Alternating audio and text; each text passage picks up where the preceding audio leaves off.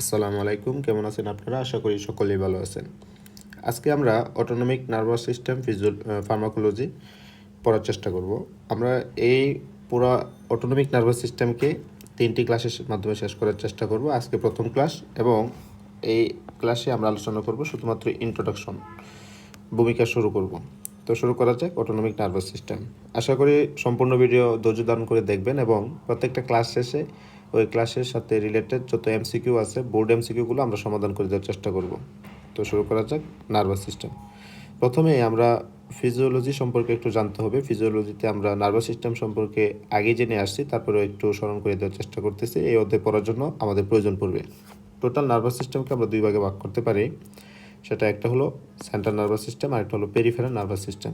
একটা central nervous system আর একটা হচ্ছে পেরিফেরাল নার্ভাস সিস্টেম। এবং এই পেরিফেরাল নার্ভাস সিস্টেমকে আবার দুইটা ভাগে ভাগ করা যায়। একটা হলো সোমাটিক আর একটা হচ্ছে autonomic nervous system. Somatic nervous system আর হলো অটোনমিক নার্ভাস সিস্টেম। এবং যদি আমরা ফিজিওলজিক্যালি আরেকটি টাইপ দেখি, আরেকভাবে ভাগ করা দেখি, তাহলে আমরা দেখতে পারবো যে মেইনলি দুই ভাগে ভাগ করা যায়। একটা হলো সিম্প্যাথেটিক নার্ভাস সিস্টেম আর একটা হলো প্যারাসিম্প্যাথেটিক নার্ভাস সিস্টেম। এবং একটা বিশেষ ধরনের নার্ভাস সিস্টেম এরকম আমরা ফিজিওলজিতে পড়ে আসছি, সেটা হচ্ছে এন্টেরিক নার্ভাস সিস্টেম, যেটা হচ্ছে জিআইটিতে অর্থাৎ ইন্টেস্টাইনে এরকমভাবে নার্ভাস সিস্টেম সাপ্লাই দিত, নার্ভগুলো সাপ্লাই দিত। আর একটা হলো enteric nervous system. Enteric nervous system. তো টোটাল নার্ভাস সিস্টেম হলো দুই ধরনের, একটা হলো সিএনএস আর একটা হলো পিএনএস অর্থাৎ সেন্ট্রাল নার্ভাস সিস্টেম, একটা হলো peripheral nervous system. Peripheral nervous system হলো সোমাটিক আর একটা হলো অটোনমিক। এবং আমরা ফিজিওলজিক্যালি আরেকটি স্পেশালভাবে ভাগ করতে পারি, একটা হলো সিম্প্যাথেটিক আর একটা হলো প্যারাসিম্প্যাথেটিক। চলেন আমরা বিস্তারিত কথা বলি। এখানে যদি আমরা দেখতে পাচ্ছি একটা ফিগারের মধ্যে এই যেগুলো লাল অংশটুকু আছে, লাল অংশটুকু এতটুকু হচ্ছে সেন্ট্রাল নার্ভাস সিস্টেম। অর্থাৎ সেন্ট্রাল নার্ভাস সিস্টেমের কম্পোনেন্ট হচ্ছে দুইটা, একটা হলো ব্রেইন আর একটা হচ্ছে স্পাইনাল কর্ড। এই ব্রেইন এবং হচ্ছে স্পাইনাল কর্ড এতটুকু মিলে হচ্ছে সেন্ট্রাল নার্ভাস সিস্টেম। এবং বাইরের দিকে যতগুলো আমরা দেখতে পাচ্ছি, যত নার্ভাস সিস্টেম আছে সবগুলোকে একসাথে পেরিফেরাল নার্ভাস সিস্টেম বলতেছে। তো এই হলো সেন্ট্রাল নার্ভাস সিস্টেম ও পেরিফেরাল নার্ভাস সিস্টেম।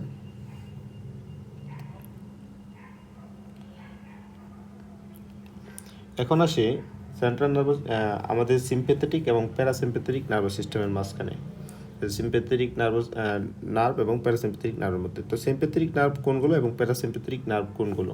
এখানে আমরা একটা ব্রেন এর ছবি দেওয়ার চেষ্টা করছি। একটা ব্রেন আছে এখানে, সম্পূর্ণ একটা ব্রেন হেমিসেকশন, এবং একটা বাকিটুকু হচ্ছে স্পাইনাল কর্ড। নিচ থেকে যা আছে সব হচ্ছে স্পাইনাল কর্ড। স্পাইনাল কর্ডের আবার ভাগ আছে, সেটা হলো এই ক্রেনিয়াল, এটা তো ক্রেনিয়াল, আর এটা হচ্ছে সার্ভাইকাল। যেমন আমরা সার্ভাইকাল ভার্টিব্রা পড়ছিলাম 7টা, সেখান থেকে এরকম প্রত্যেকটা থেকে সার্ভাইকাল ভার্টিব্রা এখানে ফোরামেন ছিল, সেখান থেকে নার্ভাস দুই দিকে এরকম নার্ভ ছড়িয়ে দিত। এগুলো আমরা ফিজিওলজিতে পড়ছি। তো সার্ভাইকাল পার্ট আছে এবং হচ্ছে থোরাসিক পার্ট আছে, এখানে 12টা ছিল থোরাসিক ভার্টিব্রা। এরকম লাম্বার পার্ট আছে এবং স্যাক্রাল পার্ট আছে। আমাদের এখানে এই যত থোরাসিক এবং এই লাম্বার পার্ট, অর্থাৎ থোরাসিক এবং লাম্বার পার্ট, থোরাসিক এবং লাম্বার পার্ট থেকে যাকে একত্রে বলা হইতেছে থোরাকো লাম্বার। থোরাকো লাম্বার। এখান থেকে যে নার্ভগুলো বেড়ে যাইতেছে, এই যে এখানে আমরা ফিগারগুলো দেখতে পাচ্ছি, যে এখান থেকে যে নার্ভগুলো বেড়ে যেতেছে, এই যে নার্ভ বেরিতেছে, এই নার্ভগুলো বেড়ে চলে যেতেছে, এগুলোকে বলা হইতেছে থোরাকোলাম্বার নার্ভগুলো। এবং এই যে থোরাকোলাম্বার যে নার্ভগুলো বেরিয়ে যেতেছে সেগুলো হচ্ছে সিম্প্যাথেটিক নার্ভ। এই সবগুলো হচ্ছে সিম্প্যাথেটিক নার্ভ। আমরা সামনে দেখবো সিম্প্যাথেটিক নার্ভের কী কাজ, প্যারাসিম্প্যাথেটিক নার্ভের কী কাজ। তো এই সবগুলোকে বলতেছে হচ্ছে সিম্প্যাথেটিক নার্ভ। এবং এই ক্রেনিয়াল নার্ভ আছে কিছু, অর্থাৎ এই মাথা থেকে কিছু নার্ভ আছে, যেমন আমরা নার্ভাস সিস্টেমে পড়ছি যে ক্রেনিয়াল নার্ভ হচ্ছে 12 জোড়া, সেখান থেকে এরকম 3, 5, 7, 3, 7, 9 এবং হচ্ছে 10। এখানে এই নার্ভগুলোর মাঝখানে আমরা একটা পার্ট দেখছি যে সেগুলো প্যারাসিম্প্যাথেটিক অ্যাকশন আছে। অর্থাৎ ক্রেনিয়াল যে নার্ভগুলো আছে তার মধ্যে 3, 7, 9, 10 এই নার্ভগুলো প্যারাসিম্প্যাথেটিক অ্যাকশন আছে। এবং হচ্ছে এই ক্রেনিয়াল নার্ভ আর হচ্ছে আমাদের যে স্যাক্রাল পার্টগুলো আছে, যে স্যাক্রাল পার্ট কী কী আছে, স্যাক্রাল তো টোটাল হচ্ছে 5টা, এর মধ্যে হচ্ছে S2 থেকে S4, S2 থেকে S4 স্যাক্রাল, S2 থেকে 4। এখান থেকে যে নার্ভগুলো বেরিয়ে যেতেছে সেগুলোকে একত্রে বলা হইতেছে প্যারাসিম্প্যাথেটিক নার্ভ। এগুলো হচ্ছে প্যারাসিম্প্যাথেটিক নার্ভ। তাহলে এখান থেকে কী পড়লাম? এখান থেকে পড়লাম যে সিম্প্যাথেটিক এবং প্যারাসিম্প্যাথেটিক নার্ভগুলো কোথা থেকে শুরু হয় বা কোথা থেকে বের হয়। তো সিম্পেথেটিকগুলো হচ্ছে থোরাসিক এবং লাম্বার যে ভার্টিব্রাগুলো আছে সেখান থেকে এই নার্ভগুলো বের হইতেছে, একত্রে বলতেছে থোরাক ও লাম্বার। এবং যে প্যারাসিম্পেথেটিক্সগুলো সেটা হলো ক্রেনিয়াল নার্ভ 3, 7, 9, 10, এটা হলো ক্রেনিয়াল নার্ভ। এবং হচ্ছে যে স্যাক্রাল পার্ট আছে সেখানে স্যাক্রাল 2 থেকে স্যাক্রাল 4, এখান থেকে যে নার্ভগুলো বের হইতেছে তাদেরকে একত্রে বলতেছে প্যারাসিম্পেথেটিক নার্ভ। তো এই কিছু আছে সিম্পেথেটিক এবং কিছু প্যারাসিম্পেথেটিক। আমরা সিম্পেথেটিক এবং প্যারাসিম্পেথেটিক নার্ভাস সিস্টেম সম্পর্কে জানলাম। এবং এখন হচ্ছে সিম্পেথেটিক ও প্যারাসিম্পেথেটিক কাজ কি, এই কাজ সম্পর্কে একটু জানতে হবে। এগুলো ফিজিওলজিতে আমাদের ছিল। যেমন সিম্পেথেটিক হচ্ছে আমরা ইমার্জেন্সি কন্ডিশনে আমরা এগুলো ফার্স্টে সেকেন্ডের পরে আসছি। সিম্পেথেটিক যেন একটা বাঘ যদি আমাকে তাড়া করে তাহলে আসলে আমার ভিতরে যে পরিবর্তনগুলো আসবে, অর্থাৎ ইমার্জেন্সি কন্ডিশনগুলোতে আমার শরীরে যে পরিবর্তনগুলো আসবে সেগুলো হচ্ছে সিম্পেথেটিক। এবং এই রেস্টের সময়, স্লিপের সময়, অর্থাৎ আরামের সময় যে পরিবর্তনগুলো আমার শরীরে মাঝখানে আসবে সেগুলো হচ্ছে প্যারাসিম্পেথেটিক নার্ভাস সিস্টেম। তারপরে আমরা চোখ থেকে এরকমভাবে পেট পর্যন্ত, পেটের নিচ পর্যন্ত আমরা দেখবো, অ্যাবডোমেন পর্যন্ত দেখবো যে আসলে কী কী পরিবর্তন আসে। প্রথমে আসি আয়ের মধ্যে কী পরিবর্তন আসে, যে চোখের মধ্যে কী পরিবর্তন আসতেছে। চোখের মধ্যে হচ্ছে এই যখন আমরা দৌড় দিব তো হচ্ছে এই পিউপিলটা হচ্ছে ডাইলেটেড হয়ে যাবে। এই পিউপিল যে আমাদের মাঝখানে আছে চোখের ভিতরে, এই পিউপিলটা ডাইলেটেড হবে। অর্থাৎ সিম্পেথেটিক নার্ভাস সিস্টেমে হচ্ছে পিউপিল ডাইলেশন ঘটবে। এবং প্যারাসিম্পেথেটিকে কী করবে সেটা হচ্ছে পিউপিলগুলো কন্ট্রাকশন করবে। এবং ট্রাকিয়া অ্যান্ড ব্রঙ্কাসের মধ্যে কী হবে, ট্রাকিয়া ব্রঙ্কাসের মধ্যে হচ্ছে এই আমাদের বেশি বেশি শ্বাস প্রশ্বাস নেওয়া প্রয়োজন হবে। যেমন আমরা যখন দৌড় দিই তখন আমাদের ঘন ঘন শ্বাস প্রশ্বাস নিতে হয়, আমাদের শরীরে অ্যাক্টিভিটি বেড়ে যায়, আমাদের অক্সিজেনের চাহিদা বেড়ে যায়, শ্বাস প্রশ্বাস ঘন ঘন নেওয়া প্রয়োজন পড়ে। সেজন্য ট্রাকিয়া এবং ব্রঙ্কাসগুলো হচ্ছে ডাইলেশন করবে। এবং প্যারাসিম্পেথেটিক নার্ভাস সিস্টেম আমার রেস্টের সময়, স্লিপের সময় আসলে সাধারণত এত অক্সিজেন ডিমান্ড নাই, তুলনামূলকভাবে অক্সিজেন ডিমান্ড কম থাকে, সেজন্য সেই সময় এই ট্রাকিয়া এবং ব্রঙ্কাসগুলো হচ্ছে কন্ট্রাকশন অবস্থায় থাকবে। এখানে লাল অক্ষরগুলো যে লেখাগুলো আছে সেগুলো হচ্ছে সিম্পেথেটিক নার্ভাস সিস্টেমের জন্য, আর যেগুলো নীল অক্ষরে নীল কালিতে লেখা সেগুলো হচ্ছে প্যারাসিম্পেথেটিক সিস্টেম। এবং হচ্ছে অ্যাড্রেনাল মেডুলা কী হবে, সেখান থেকে এপিনেফ্রিন, নর এপিনেফ্রিনগুলো সিক্রেশন বেড়ে যাবে। এগুলো আমরা যখন এই সামনে পড়বো তখন আমরা দেখব। এবং কিডনি থেকে কী হবে, কিডনি থেকে হচ্ছে রেনিন সিক্রেশন বেড়ে যাবে। রেনিন সিক্রেশন কেন বাড়বে এগুলো আমরা সামনে বিস্তারিত পড়াশোনা করব।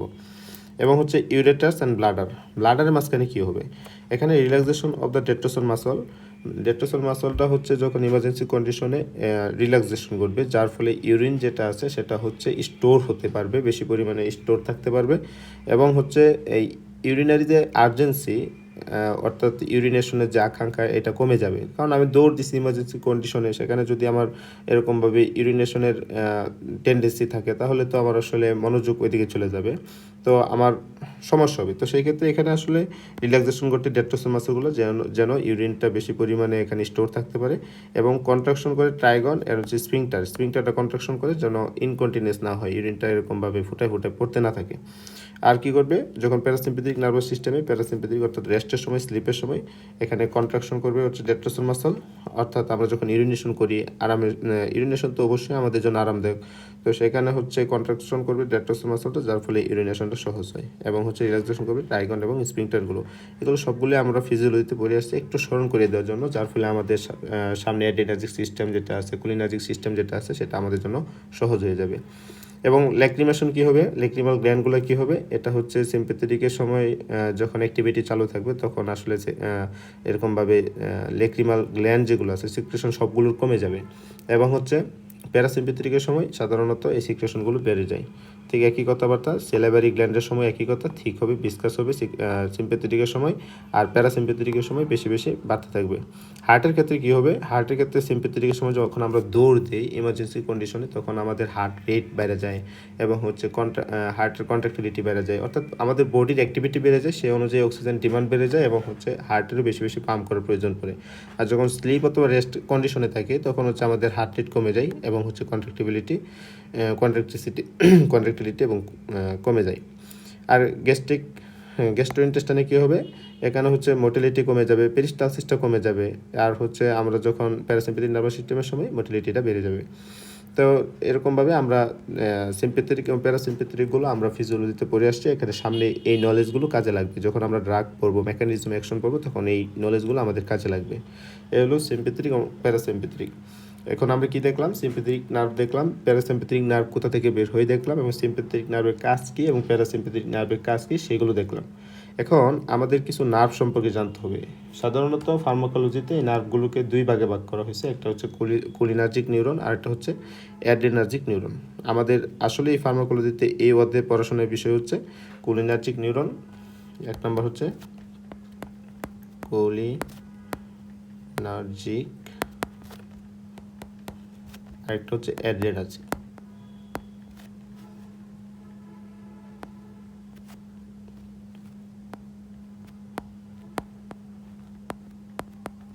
কোলিনার্জিক নিউরন আর হচ্ছে কিছু কিছু নিউরন নাম হচ্ছে অ্যাড্রেনার্জিক নিউরন। এখন কোলিনার্জিক নিউরন কারা? কোলিনার্জিক নিউরন হচ্ছে যে সকল নিউরন অ্যাসিটাইলকোলিন নিউরোট্রান্সমিটারের মাধ্যমে কাজ করে, এবং হচ্ছে অ্যাড্রেনার্জিক নিউরন কারা? যারা হচ্ছে অ্যাড্রেনালিন, নরঅ্যাড্রেনালিন, অ্যাড্রেনালিন নিউরোট্রান্সমিটারের মাধ্যমে কাজ করে। তো কোলিনার্জিক নিউরন আর কিছু হচ্ছে অ্যাড্রেনার্জিক নিউরন।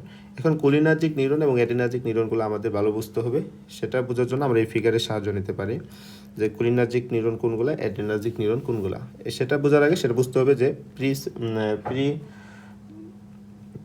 পোস্ট গ্যাংলিয়নিক আর হচ্ছে প্রি গ্যাংলিয়নিক নার্ভগুলো বুঝতে হবে। পোস্ট গ্যাংলিয়নিক আর একটা হচ্ছে প্রি গ্যাংলিয়নিক নার্ভ বুঝতে হবে। আমরা যখন এরকমভাবে একটা নার্ভ কাজ করে, তো একটা নার্ভ বের হয় এরকম স্পাইনাল কর্ড থেকে, এরকমভাবে বের হইতেছে, এরকমভাবে বের হয় এবং এখানে একটা গ্যাংলিয়া ফর্মেশন করে, অর্থাৎ নার্ভের কিছু অ্যাকুমুলেশন ঘটে, নার্ভের হেডগুলো এখান থেকে পরবর্তীতে একটা অর্গানে যায় এবং সেই অর্গানে গিয়ে এরকমভাবে কাজ করতে থাকে, একটাকে অর্গানিক কাজ করতে থাকে। তার মানে এই গ্যাংলিয়ার আগে, অর্থাৎ একটা নার্ভ যদি আমি আঁকাই, এখান থেকে স্পাইনাল কর্ড, এখান থেকে একটা নার্ভ গেছে, এখানে একটা গ্যাংলিয়া ফর্মেশন করবে এবং সেই গ্যাংলিয়া থেকে পরবর্তীতে কি করবে?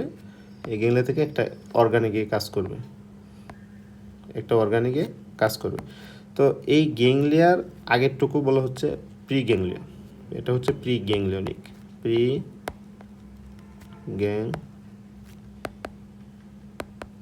আর যেটা গ্যাংলিয়া আছে সেটার পরে যে নার্ভটা অর্থাৎ অর্গানিকে কাজ করে সেটা হলো পোস্ট গ্যাংলিয়নিক।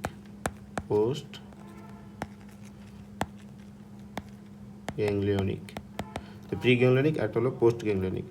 প্রি গ্যাংলিয়নিকগুলো কোনগুলো? আমাদের নার্ভাস সিস্টেমে সিম্প্যাথেটিক যে সকল নার্ভ আছে তার প্রি গ্যাংলিয়ন আর হচ্ছে পোস্ট গ্যাংলিয়নটা আমার ভালো বুঝতে হবে। যদি আমি একটু দেখার চেষ্টা করি, এই ফিগারটা একটু ভালো দেওয়া আছে। সেটা হলো আমাদের এই থোরাক্সিক যে পার্ট থেকে, যে অংশ থেকে আমাদের নার্ভগুলো আসতেছে সেগুলো ছিল আমাদের সিম্প্যাথেটিক নার্ভ।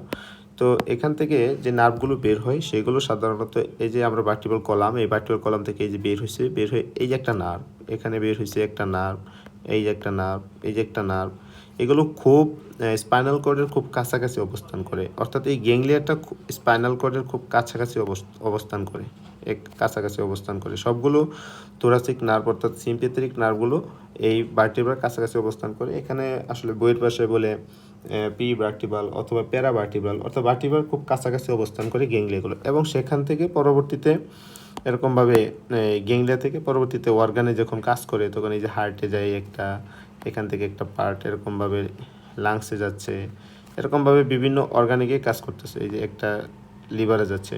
অর্থাৎ আমার এটা বলার উদ্দেশ্য হলো যে এটা হচ্ছে গ্যাংলিয়ার আগেরটুকু হচ্ছে প্রি গ্যাংলিয়া, আর প্রি গ্যাংলিয়নিক নার্ভ, এটা হচ্ছে প্রি গ্যাংলিয়নিক নার্ভ, এটা হচ্ছে পোস্ট গ্যাংলিয়নিক নার্ভ। আর সিম্প্যাথেটিক নার্ভাস সিস্টেমে অর্থাৎ থোরাকো লাম্বার যেটা আছে সেখানে যে প্রি গ্যাংলিয়নিক নার্ভগুলো থাকে সেটা পোস্ট গ্যাংলিয়নিক নার্ভ থেকে ছোটো হয়, আকারে ছোটো হয়। প্রি গ্যাংলিয়নিক নার্ভগুলো ছোটো হয় এবং পোস্ট গ্যাংলিয়নিক নার্ভগুলো সাধারণত লেন্থে অনেক বড় হয়। তো এরকমভাবে সবগুলো প্রি গ্যাংলিয়নিক নার্ভ ছোটো হয় এবং পোস্ট গ্যাংলিয়নিক নার্ভ বড় হয়। এটা হলো প্রি গ্যাংলিয়নিক আর পোস্ট গ্যাংলিয়নিকের ক্ষেত্রে। আরেকটা বিষয় এখানে বুঝতে হবে যে নিউরোট্রান্সমিটার কিসের মাধ্যমে কাজ করে। আর আচ্ছা, প্যারাসিম্প্যাথেটিক একটু বোঝার চেষ্টা করি। সেটা হলো আমার যেগুলো প্যারাসিম্প্যাথেটিক নার্ভাস সিস্টেম আছে, অর্থাৎ সেটা হলো ক্রেনিয়াল নার্ভ। একটা প্রথমটা পড়ছি আমরা ক্রেনিয়াল নার্ভের দিকে। ক্রেনিয়াল যেমন ছিল কত ছিল 3, 7, 9, 10। আরেকটা হলো আমাদের এরকম স্যাক্রাল পার্ট, এই স্যাক্রাল পার্ট, এই স্যাক্রাল থেকে যেগুলো যাচ্ছে। এটা লক্ষণীয় বিষয় হলো এই স্যাক্রাম থেকে বা ক্রেনিয়াম থেকে যেগুলো বের হয় সেগুলো এই বের হওয়ার সাথে সাথে অনেক দূর পর্যন্ত অবস্থান করে, একদম এই কিডনির কাছাকাছি আসা অবস্থান করতেছে, অর্থাৎ গ্যাংলিয়া ফর্মেশন করতেছে। এবং এই স্যাক্রাল পার্ট থেকে এখান থেকে আসা কিডনিতে যাচ্ছে, ইউরিনারি ব্লাডারে যাচ্ছে, এই যে একটা ইউরিনারি ব্লাডারে যাচ্ছে, এরকমভাবে ইউরিনারি ব্লাডার কিডনি যাচ্ছে, ইউরিনারি ব্লাডার যাচ্ছে, এরকমভাবে বিভিন্ন জায়গায় যাইতেছে। তো এখানে আরেকটা বিষয় হচ্ছে, এখানে এই যে কিছু কিছু নার্ভ আছে, যেমন এই ক্রেনিয়াল নার্ভ এখান থেকে বের হয়েছে, অনেক দূরত্ব অতিক্রম করতেছে করে এখানে স্টোমাকে আসছে। ঠিক এরকমভাবে অনেক দূরত্ব অতিক্রম করার পর হচ্ছে ইন্টেস্টাইনগুলোতে আসছে, আয়সা ইন্টেস্টাইনের কাছাকাছি আয়সা অবস্থান করার পরে, ইন্টেস্টাইনের কাছাকাছি আসার পরে, এই যে আসার পরে এখানে গ্যাংলিয়া ফর্মেশন করে, এখানে গ্যাংলিয়া ফর্মেশন করে স্যাক্রাল পার্টে। ঠিক এই অর্থাৎ যে ইফেক্টেড অর্গানগুলো আছে, যে অর্গানগুলোর উপর কাজ করার দরকার, সেই অর্গানগুলো খুব কাছাকাছি অবস্থান করার পরে সেখানে একটা গ্যাংলিয়া ফর্মেশন করে, এবং এখান থেকে পরবর্তীতে পোস্ট গ্যাংলিয়নিক ফাইবারগুলো বের হয় এবং অর্গানে কাজ করে। এবং আমি এখানে এই ফিগার দেওয়ার উদ্দেশ্য হলো, এটা বলার উদ্দেশ্য হলো যে আসলে প্যারাসিম্পেথেটিক নার্ভাস সিস্টেমে যে আমরা সাধারণত প্রি গ্যাংলিয়নিক এবং পোস্ট গ্যাংলিয়নিক যে নার্ভগুলো পাই, প্রি গ্যাংলিয়নিক নার্ভগুলো আকারে অনেক বড় হয়, অর্থাৎ ইফেক্টের অর্গানের কাছাকাছি গিয়ে একটা গ্যাংলিয়া ফর্মেশন করে এবং পরবর্তীতে অর্গানে কাজ করে। অর্থাৎ পোস্ট গ্যাংলিয়নিক ফাইবারগুলো এখানে ছোট এবং হচ্ছে প্রি গ্যাংলিয়নিক ফাইবারগুলো এটা অনেক বড় থাকে। অর্থাৎ কি পাইলাম, সিম্প্যাথেটিক এর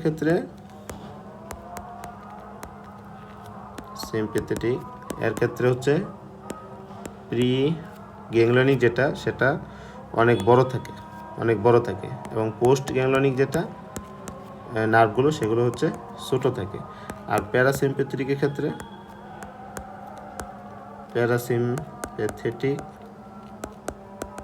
এর ক্ষেত্রে প্রি গ্যাংলিয়নিকটা ছোট থাকে এবং পোস্ট গ্যাংলিয়নিক ফাইবারগুলো অনেক বড় থাকে। এখন আমাদের বিষয়টা হচ্ছে এখানে যে আমাদের হচ্ছে কি নিউরোট্রান্সমিটার রিলিজ করার মাধ্যমে কাজ করে, সেটা হচ্ছে আসলে বোঝার বিষয়। তার মানে এটা একটা সরল চিত্র যদি আমি আঁকাই, একটা সহজ চিত্র যদি আমি আঁকাই, তো এটা কীরকম হবে, যে যদি আমি এখানে সিম্প্যাথেটিক, এখানে হচ্ছে সিম্প্যাথেটিক, এখানে একটা নার্ভ আসছে এবং এখানে একটা গ্যাংলিয়া এবং এটা এখানে কাজ করা শুরু করছে, এটা ইফেক্টের একটা অর্গান এখানে আছে। এবং হচ্ছে প্যারাসিম্প্যাথেটিক যেটা, সেটা হলো এরকমভাবে যদি আমি আঁকাই ভিন্ন কালার দিয়ে, তো বড়ভাবে এখানে যাবে, গ্যাংলিয়া ফর্মেশন করবে এবং এখান থেকে আসার পরে ছোট্ট একটা কাজ করবে। এখন এখানে কোন ধরনের নিউরোট্রান্সমিটার কাজ করে সেটা আমার বোঝার বিষয়। যেমন আমাদের সিম্প্যাথেটিক এবং প্যারাসিম্প্যাথেটিক উভয়ের ক্ষেত্রে যে সিম্প্যাথেটিক এবং প্যারাসিম্প্যাথেটিকের ক্ষেত্রে উভয়ের, অর্থাৎ প্রি গ্যাংলিয়নিক এবং পোস্ট গ্যাংলিয়নিক এই ফাইবারে কোন ধরনের নিউরোট্রান্সমিটার লাগবে। যেমন আমরা প্রি গ্যাংলিয়নিক ফাইবারের ক্ষেত্রে প্রি গ্যাংলিয়নিক ফাইবার, এই যে প্রি গ্যাংলিয়নিক ফাইবার হচ্ছে সিম্প্যাথেটিক, প্যারাসিম্প্যাথেটিক দুইটাই অ্যাসিটাইলকোলিন রিলিজ করার মাধ্যমে কাজ করে। অর্থাৎ সিম্প্যাথেটিক নার্ভাস সিস্টেম এবং প্যারাসিম্প্যাথেটিক নার্ভাস সিস্টেম উভয়টাই অ্যাসিটাইলকোলিন রিলিজ করার মাধ্যমে কাজ করে। এখন আসি পোস্ট গ্যাংলিয়নিক নিউরনগুলো যে আছে সেগুলো কীভাবে কাজ করে। পোস্ট গ্যাংলিয়নিক প্যারাসিম্প্যাথেটিক প্যারাসিম্প্যাথেটিক আছে সেটা সাধারণত অ্যাসিটাইলকোলিন রিলিজ করার মাধ্যমে কাজ করে। কিন্তু এখানে সিম্প্যাথেটিক যেটা আছে সেটা সাধারণত নর এপিনেফ্রিন বা নর এপিনেফ্রিন মোস্ট অফ দ্য ক্ষেত্রে হচ্ছে কি নর এপিনেফ্রিন রিলিজ করার মাধ্যমে কাজ করে। আবার বলতেছি, সিম্প্যাথেটিক নার্ভাস সিস্টেমে যে প্রি গ্যাংলিয়নিক ফাইবারগুলো আছে এবং প্যারাসিম্প্যাথেটিক নার্ভাস সিস্টেমে যে প্রি গ্যাংলিয়নিক ফাইবারগুলো আছে, উভয়ই নার্ভই হচ্ছে সাধারণত অ্যাসিটাইলকোলিন রিলিজ করার মাধ্যমে কাজ করে। কিন্তু এই পোস্ট গ্যাংলিয়নিক ফাইবারের ক্ষেত্রে একটু ব্যতিক্রম আছে। যেমন প্যারাসিম্প্যাথেটিক ক্ষেত্রে পোস্ট গ্যাংলিয়নিক নার্ভগুলো সাধারণত এই অ্যাসিটাইলকোলিন রিলিজ করার মাধ্যমে কাজ করে, আর সিম্প্যাথেটিকের যে পোস্ট গ্যাংলিয়নিক ফাইবারটা আছে সেটা এই নর্মালি নর এপিনেফ্রিন রিলিজ করার মাধ্যমে কাজ করে। কিন্তু ব্যতিক্রম আছে, এটাও সাধারণত অ্যাসিটাইলকোলিন রিলিজ করার মাধ্যমে কাজ করে, কিন্তু কোথায় এটা হলো ব্লাড ভেসেল এরকমভাবে সুইট গ্ল্যান্ড, স্কেলেটাল মাসল, এগুলোতে সাধারণত এসিটাইলকোলিন রিলিজ করার মাধ্যমে কাজ করে। এবার সামারিটা আবার বলে দিচ্ছি, সিম্প্যাথেটিক, প্যারাসিম্প্যাথেটিক, প্রি গ্যাংলিয়নিক, পোস্ট গ্যাংলিয়নিক সবগুলোতে সাধারণত এসিটাইলকোলিন রিলিজ করে। কিন্তু পোস্ট গ্যাংলিয়নিক যেটা সিম্প্যাথেটিক আছে সেখানে সবগুলোতে না, সেখানে নর্মালি নরএপিনেফ্রিন, তিনটাতে এসিটাইলকোলিন। যেমন আমি একটু যদি দাগে বলে দিই, এটাতে এসিটাইলকোলিন, এটাই এসিটাইলকোলিন, এটাই এসিটাইলকোলিন, এটাতে এসিটাইলকোলিন নর্মালি। কিন্তু এখানে সাধারণত এই আমরা যে পোস্ট গ্যাংলিয়নিক সিম্প্যাথেটিক, এখানে নর্মালি হচ্ছে নরএড্রিনালিন, কিন্তু কিছু ব্যতিক্রম আছে, যেমন হচ্ছে ব্লাড ভেসেল, সুইট গ্ল্যান্ড, এগুলোতে সাধারণত এসিটাইলকোলিন রিলিজ করে। তার মানে এসিটাইলকোলিনে কাজ করে। এখন যে সকল নার্ভ বা যেখানে এসিটাইলকোলিন রিলিজ করার মাধ্যমে কাজ করে, তা আমরা যেই পড়াশোনা করব এসিটাইলকোলিন রিলিজ করার মাধ্যমে, এসিটাইলকোলিন রিলিজ করার মাধ্যমে যে নার্ভগুলো কাজ করে, যে সিস্টেমের মাধ্যমে কাজ করে, সেগুলো আমরা কোলিনার্জিক হিসেবে পড়াশোনা করব। Cholinergic system. এবং যেগুলো নরএপিনেফ্রিন বা নরএড্রিনালিন রিলিজ করার মাধ্যমে, নিউরোট্রান্সমিটারের মাধ্যমে কাজ করবে, সেগুলোকে আমরা বলবো অ্যাড্রেনার্জিক সিস্টেমে আমরা পড়াশোনা করব। এসিটাইলকোলিন রিলিজ করার মাধ্যমে আর নরএড্রিনালিন রিলিজ করার মাধ্যমে সেগুলো হচ্ছে অ্যাড্রেনালিন হিসেবে আমরা পড়াশোনা করব। আমরা এর জন্য একটা ক্লাস নিব এবং নরএড্রিনালিন এর জন্য বা অ্যাড্রেনার্জিক সিস্টেমের জন্য একটা ক্লাসে আমরা শেষ করে দেওয়ার চেষ্টা করব। তো নরএড্রেনালিন তো শুধুমাত্র সাধারণত একটা, সেটা হলো পোস্ট গ্যাংলিয়নিক সিম্প্যাথেটিক নার্ভাস সিস্টেমের ক্ষেত্রে, তাও সবগুলোর জন্য না, সেটা হলো ব্লাড ভেসেল এবং হচ্ছে সুইট গ্ল্যান্ড আছে, সেগুলো বাদে। এখন থেকে আমরা লাস্ট যে দিকে চলে আসছি, যে আসলে কিভাবে কাজ করে, এগুলো কিভাবে কাজ করে সেটা আমাদের দেখার বিষয়, যে এই নিউরোট্রান্সমিটারগুলো কিভাবে কাজ করে। আমরা যখন কোনো একটা স্টিমুলাস দেই কাজ করার জন্য, তো সেখান থেকে নার্ভ ইম্পালসগুলো যেগুলো আছে, এই নার্ভ ইম্পালসগুলো আমরা তো এই ফিগারটা সম্পর্কে বলার দরকার। একটা নার্ভের এখানে একটা নার্ভের ইন্ডিং, আমরা এগুলো ক্লাস 9-10 পড়াশোনা করছি, সিনাপস যাকে বলে, সিনাপস সম্পর্কে পড়াশোনা করছি। এখানে আরেকটা নার্ভের এরকমভাবে শুরু হয়েছে, তো আরেকটা নার্ভের এখানে শুরু হয়েছে, তো একে বলে হচ্ছে এই নার্ভের শেষ, এই নার্ভের শুরু, আর এই সম্পূর্ণ জায়গাটুকুকে বলতেছে হচ্ছে সিনাপস বলতেছে, আর এখানে এই ফাঁকা জায়গাটাকে বলতেছে সিনাপটিক লেফট বলতেছে। যখন আমরা একটা কাজ করার জন্য স্টিমুলাস দিই, এই নার্ভ ইম্পালসগুলো প্রিসিনাপটিক নার্ভে চলে আসে।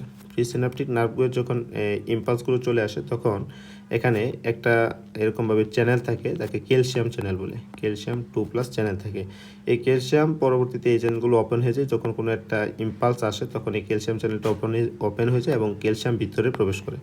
এবং এখানে কিছু নিউরোট্রান্সমিটার একটা বেসিকলের ভিতরে এরকমভাবে রিজার্ভ থাকে, বেসিকলের ভিতরে কিছু নিউরোট্রান্সমিটার রিজার্ভ থাকে, এবং সেই বেসিকলকে এই ক্যালসিয়ামটা সাধারণত রাপচার করে ফেলে। এখানে কি নিউরোট্রান্সমিটার কীভাবে এরকমভাবে সিক্রেশন ঘটে, এখানে স্টোর থাকে, সেগুলো আমরা পড়াশোনা করব। তো কীভাবে স্টোর থাকে, কোলিনার্জিক সিস্টেম এবং অ্যাড্রেনার্জিক সিস্টেমের মাধ্যমে আমরা পড়াশোনা করব।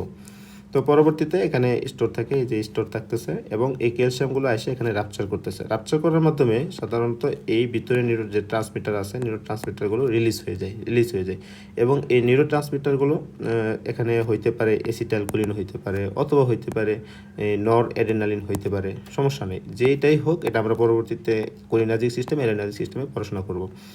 তো পরবর্তীতে এখানে এসে কিছু রিসেপ্টর আছে, যেমন এখানে আমরা যদি বলি সোডিয়াম চ্যানেল, এটা কিছু চ্যানেলগুলো আছে, এখানে ধরি একটা পটাশিয়াম চ্যানেল, এখানে ক্লোরিন চ্যানেল, এই চ্যানেলগুলো সাধারণত চ্যানেলগুলোতে এরকম নিউরোট্রান্সমিটারগুলো আসা এরকমভাবে নিউরোট্রান্সমিটারগুলো এখানে এসে বসে। তো সবগুলো চ্যানেল এরকম ওপেন হয়ে যায়, যেখানে এসে বসে এখানে ওপেন হয়ে যায়, যে নিউরোট্রান্সমিটার সেই নিউরোট্রান্সমিটার এই রিসেপ্টর অনুযায়ী বসে এবং সেখানে ওপেন হয়ে যায়। যদি সোডিয়াম চ্যানেল ওপেন হয়ে যায়, তাহলে হচ্ছে সোডিয়াম ভিতরে প্রবেশ করে, আমরা এগুলো সাধারণত ফিজিওলজি পড়াশোনা। তো ভিতরে যদি সোডিয়াম প্রবেশ করে তাকে বলতেছে সোডিয়াম ইনফ্লাক্স, এবং এখানে কি করবে, ডিপোলারাইজেশন করবে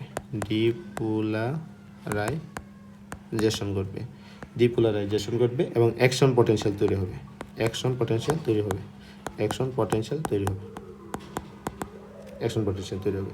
এবং যদি কোনো নিউরো ট্রান্সমিটার এরকমভাবে আসে পটাশিয়াম চ্যানেল এবং ক্লোরাইড চ্যানেল যা আছে সেখানে এসে যদি এরকম বসে, তাহলে হচ্ছে পটাশিয়াম চ্যানেলগুলো ওপেন হয়ে যাবে এবং হচ্ছে ভিতর থেকে বাহিরের দিকে এরকম পটাশিয়াম বেরিয়ে চলে যাবে, পটাশিয়াম বাহিরের দিকে চলে যাবে এবং একই সাথে ক্লোরিন চ্যানেলগুলো ওপেন হবে এবং ভিতরের দিকে ক্লোরিনগুলো আসতে থাকবে।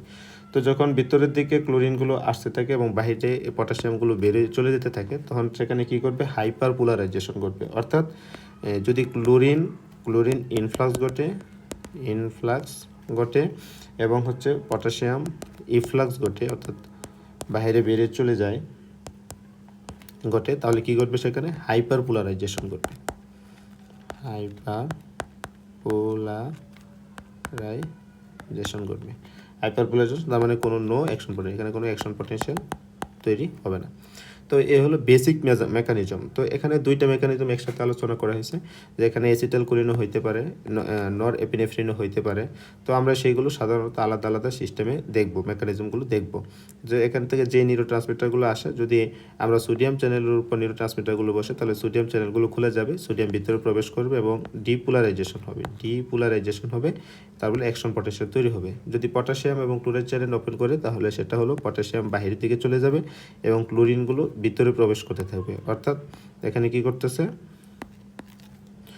ক্লোরিনগুলো ইনফ্লাক্স করতেছে, ভিতরে ঢুকতেছে, পটাশিয়ামগুলো বাইরে থেকে বেরিয়ে যেতেছে, অর্থাৎ ইফ্লেক্স করতেছে, হাইপার পোলারাইজেশন হবে ভিতরে এবং কোনো অ্যাকশন পটেনশিয়াল তৈরি করবে না। তো আমরা আগামী ক্লাস 2টাতে এই কোলিনার্জিক সিস্টেম, কীভাবে এখানে অ্যাসিটাইলকোলিন রিলিজ সিক্রেশন এবিসিএল ভিতরে আসবে, অর্থাৎ কীভাবে প্রডিউস হবে এবং কীভাবে এখানে সিক্রেশন ঘটবে এবং হচ্ছে কীভাবে কাজ করবে, এই সবটুকু মিলে হচ্ছে কোলিনার্জিক সিস্টেমে কথা বলবো। এবং এই নরএপিনেফ্রিন কীভাবে এখানে সিক্রেশন হবে, বেসিকলের ভিতরে প্রডিউস হবে, মানে স্টোরেজ হবে, কীভাবে এখানে রাপচার হয়ে এখানে কোন চ্যানেলগুলোকে ওপেন করবে, কীভাবে কাজ করবে, সেটা হচ্ছে অ্যাড্রেনার্জিক সিস্টেম। আগামী 2 ক্লাসে কোলিনার্জিক সিস্টেম এবং অ্যাড্রেনার্জিক সিস্টেম নিয়ে কথা বলবো এবং কোলিনার্জিক এবং অ্যাড্রেনার্জিক সিস্টেমের যত এমসিকিউ আছে, সবগুলো এমসিকিউ আমরা সলিউশন করার চেষ্টা করব। তো আসলে প্রথম দিকে ক্লাস সকলে মনোযোগ দিয়ে দেখার চেষ্টা করুন, আশা করি ভালো লাগবে। সামনের ক্লাসগুলোতে আমিও চেষ্টা করব একটু ভালোভাবে এফোর্ট দেওয়ার জন্য। সকলে ভালো থাকবেন।